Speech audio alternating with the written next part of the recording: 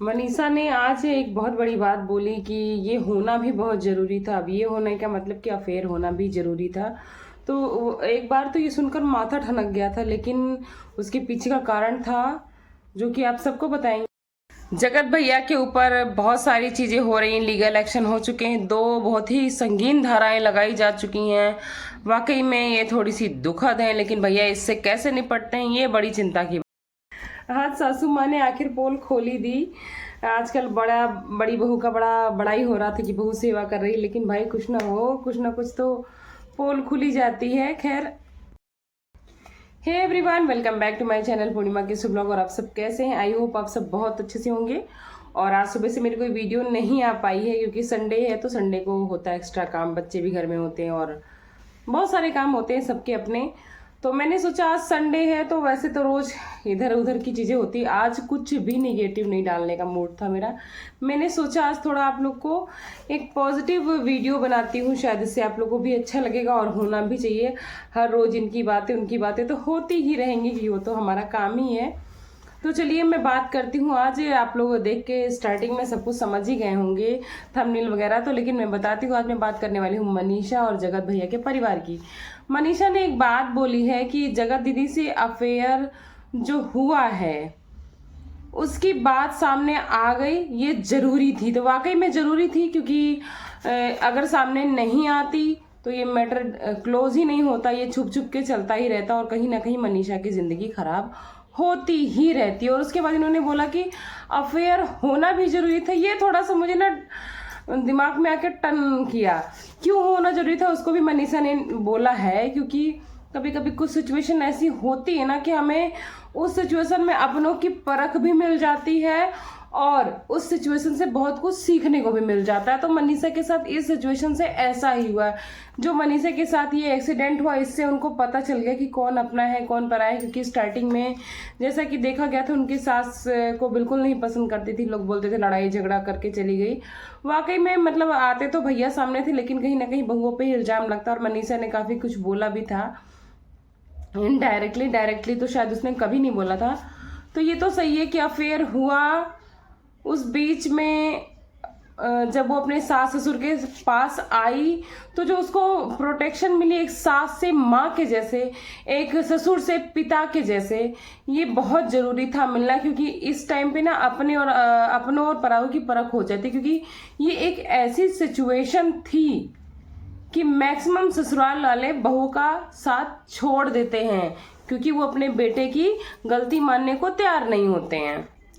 बातें पुरानी हैं, लेकिन काफी कुछ सीखने को इससे मिलता है वाकई में।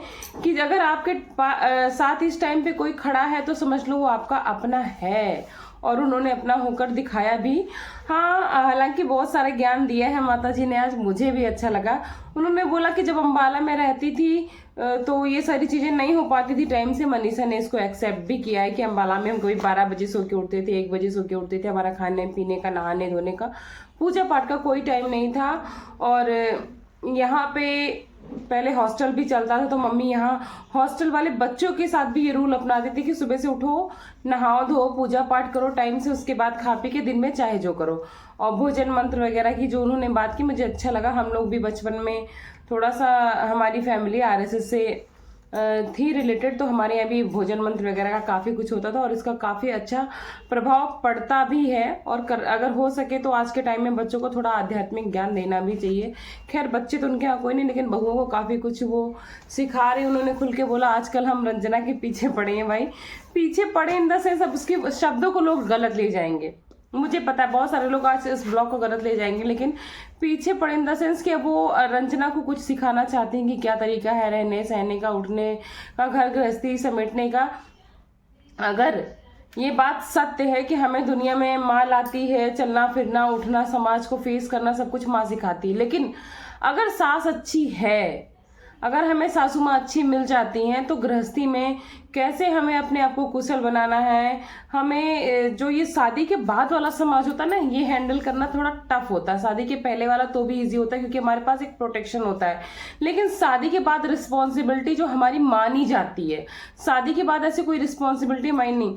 तो अगर उसको झेलना, उसके साथ सफ़र करना, उसके साथ सरवाइव करना सासू माँ अच्छे से सिखा देती हैं तो वाकई में लाइफ इजी हो जाती है। और कहीं ना कहीं अप्सरा आंटी ने दिखाया है करके, काफ़ी सपोर्ट किया है अपनी बहू का। और बहुत सारी पोल भी खोली कि वहाँ देर में उठती थी, पूजा पाठ कभी करती थी कभी नहीं करती थी, 12-1 बजे उठती थी। तो वाकई में थोड़ा, तो ये तो सबने देखा है कि वहाँ पे उनकी रूटीन क्या रही है। हालांकि ये भी बोल रही हैं कि हमारे यहाँ से जाने का मन नहीं कर रहा, हमारे यहाँ मन लग गया है। अब इसमें कितनी सच्चाई है, सब चीज़ें तो आगे अपने आप, इनके घर की कोई पोल खोलने की ज़रूरत नहीं, लोग खुद ही खोल देते हैं। और अभी ये जाने वाले हैं अम्बाला, 3-4 दिन का फंक्शन भी होने वाला है इनके घर में, शादी का प्रॉपर शादी होगी, मेहंदी, हल्दी, संगीत और शादी, 4-5 दिन का फंक्शन है। और इसमें बहुत सारे क्रिएटर्स, तो इसको क्रिएटर पार्टी बोल सकते हैं, शादी पार्टी बिल्कुल भी नहीं बोल सकते। हालांकि इसके पहले भैया के ऊपर काफ़ी आफत भी आ गई है, जिसको इनकी भरपूर छुपाने की कोशिश कर रही है पूरी की पूरी फैमिली मिलकर। अब वो आफत क्या है, इनके ऊपर काफ़ी लीगल एक्शन हो चुके हैं, अब उसके बारे में चीज़ें सामने आती हैं या फिर ये पीछे से सॉर्ट आउट कर लेते हैं, देखेंगे क्या होता है। वैसे फिलहाल भैया इतने चुप चुप से करने वालों में से तो नहीं है, जो भी होगा पता चलेगा, आप लोग के सामने लाया जाएगा। फिलहाल हमें तो पता है इनके ऊपर 2 धाराएं लग चुकी हैं, अब वो धाराओं से कैसे निपटते हैं, ऑनलाइन या ऑफलाइन, ये देखने वाली बात जरूर होगी। अभी घूमने की बात पर इनकी सासू माँ ने एक स्टेटमेंट दे दी है, वो मुझे बहुत सही लगी। देखो, उन्होंने बोला मुझे घूमना फिरना बिल्कुल पसंद है, मैं इस उम्र में भी सोचती हूँ कि जाऊँ आऊँ पूजा पाठ करूँ, तो मैं क्यों नहीं चाहूँगी कि मेरी बहुएं आए जाएं और सब चीज़ करें, लेकिन किसी के घर घूमना नहीं सही है। वाकई में उन्होंने पहले भी इस चीज़ के लिए काफ़ी बार आवाज़ उठाई थी कि किसी के घर मत जाओ बार बार, क्रिएटर्स को मत बुलाओ बार बार, क्रिएटर्स के यहाँ आना जाना कम करो, लेकिन इन लोगों ने बात नहीं मानी थी। और उसी का नतीजा है कि जो जगत दीदी से इतनी क्लोजनेस हुई, क्लोजनेस होने के बाद इस तरह का अफेयर हुआ, अफेयर होने के बाद इस तरह का रायता फैला, पूरी की फैमिली की छीछा लेदर हो गई। और वाकई में उस टाइम ये बात मान ली होती तो शायद ऐसी नौबत ही नहीं आती। और मुझे लगता है कि घूमना फिरना बहुत अच्छी बात है। अगर भगवान ने आपको सामर्थ्य दिया है तो चाहे वो बुजुर्ग हो, चाहे वो नई शादीशुदा हो या फिर बच्चे हों, घूमो फिरो, आओ जाओ, सब कुछ करो, लेकिन अपना दायरा समझकर। किसी के घर, हम एक बार पड़ोसी के घर भी ना ज़्यादा घुसने लगेंगे तो वहाँ से भी खटपट होनी ही होनी है। हम अपने ही घर के रिश्तों में ना एक्स्ट्रा जब ज़्यादा ही घुसने लगते हैं पर्सनल चीज़ों में, तो वहाँ भी खटपट हो जाती है। तो अगर हम परायों के घर में घुसेंगे, क्योंकि वो क्रिएटर्स कोई अपने नहीं होते हैं, पराये ही होते हैं, तो चीज़ें होती हैं, सामने निकल के आई हैं। हालांकि सावधान किया इनकी माता जी ने कि जाओ घूमो फिरो, लेकिन अपने दायरे में, किसी से एकदम लिमिटेड संबंध रखना, ये बहुत अच्छी बात है, ये सिखाना चाहिए और बहुत अच्छा सिखाया आज अप्सरा आंटी के ऊपर ना, मेरा तो दिल खुश हो गया। आप लोग जरूर बताना आप लोगों को कैसा लगा। और उन्होंने बेबी के लिए भी काफ़ी कुछ कहा है कि हम चाहते हैं जल्दी से भाई बेबी लाओ, क्योंकि हमारी भी उम्र हो चुकी है, 50+ हो चुके हैं हम, तो हमें भी शौक लगती है हम नाती पोता को अपनी गोदी में खिला लें। वाकई में यार हर दादी दादा की इच्छा होती है कि अपने सामने अपनी पोते पोती को देख लें कि हाँ चलो हमारा परिवार पूरा संपूर्ण हो गया। उसके बाद ठीक है, सब पलेंगे बढ़ेंगे, जिसकी जैसी होती सामर्थ्य उस हिसाब से पढ़ाता है, लिखाता है, सब कुछ करता है। तो उन्होंने बोला मेरी 3 इच्छाएं हैं, एक तो ये मनीषा और सचिन भाई के हो जाए एक बेबी और हम उसको देख लें, और हमें जितनी सामर्थ्य उसका पालन पोषण और देखभाल भी मैं जरूर करूँगा। दूसरी प्रिंस एंड रंजना, जिनकी पहले एनिवर्सरी के पहले आप लोग को न्यूज़ मिल जाएगी, ये मैंने पहले भी बोला था, क्योंकि कुछ ऐसे अटकलें आ रही हैं कि वो प्रेग्नेंट हैं। और अंशु के बारे में भी काफ़ी कुछ हो रहा है, लेकिन उनके बारे में फिर से वही है ना कि एक बार वही धुआं उठा दब गया। अब क्या सच्चाई है क्या नहीं, इसके बारे में कुछ नहीं बोला जा सकता, क्योंकि वैसे भी वो भाई बड़े कमज़ोर दिल और कमज़ोर शरीर दोनों की इंसान है। तो उसको बीपी थी कि भाई प्रेगनेंसी थी, इसके बारे में कुछ नहीं बताया जा सकता है।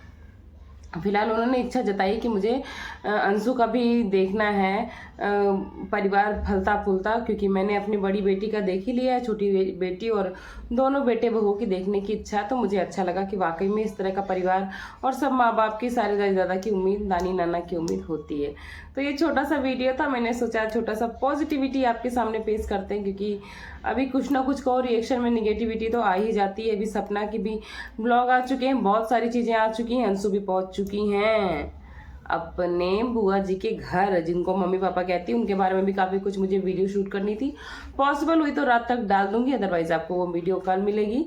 तो चलिए इस वीडियो को यहीं पे एंड करूंगी, छोटी सी थी, आई होप आप सबको बहुत पसंद आई होगी। यार पॉजिटिविटी को भी कभी प्यार दिया करो ना, तो चलिए वीडियो को यहीं पे एंड करते हैं। थैंक्स फॉर वॉचिंग पूर्णिमा के सब ब्लॉग और वीडियो